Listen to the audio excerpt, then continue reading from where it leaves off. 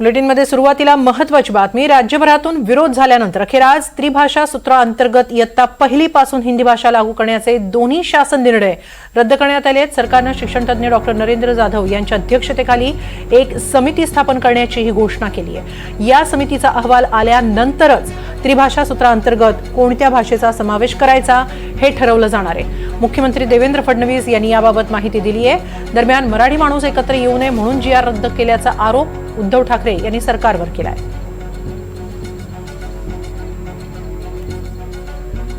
च्या संदर्भात ही भाषा कुठल्या वर्गापासून लागू करावी, ती कशा प्रकारे करावी, कुठली करावी, काय मुलांना चॉईस द्यावा, याचा निर्णय करण्याकरता राज्य सरकारच्या वतीनं डॉक्टर नरेंद्र जाधव यांच्या नेतृत्वात एक कमिटी तयार करण्यात येईल। आपण सगळे जाणता डॉक्टर नरेंद्र जाधव साहेब ट्रेनिंग कमिशनचे मेंबर होते, कुलगुरू होते, शिक्षण तज्ञ म्हणून त्यांना आपण ओळखतो। त्यामुळे त्यांच्या नेतृत्वामध्ये एक समिती या ठिकाणी तयार केली जाईल।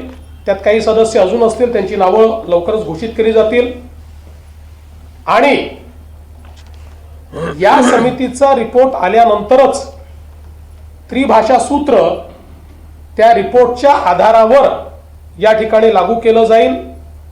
आणि म्हणून 16 एप्रिल 2025 आणि 17 जून 2025 हे दोन्ही शासन निर्णय आम्ही रद्द करण्याचा निर्णय घेतला। या सरकारचा हाच प्रयत्न होता की मराठी माणसाची फूट आपल्याला लाभदायक ठरेल हे त्यांना कळलं किंवा वाटलं होतं, म्हणून मराठी माणसात फूट पाडायची।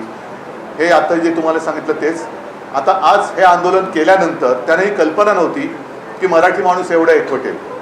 आज हे आंदोलन केल्यानंतर आता मराठी माणूस एकत्र होऊ नये आणि 5 तारखेला जो मोर्चा आम्ही ठरवला तो मोर्चा होऊ नये, म्हणजे मराठी माणूस एकत्र येताच कामा नये। एकतर तो फोडण्याचा प्रयत्न करायचा, तो फोडण्याचा प्रयत्न अयशस्वी झाल्यानंतर आता तो एकत्र येऊ नये म्हणून जी.आर रद्द केला।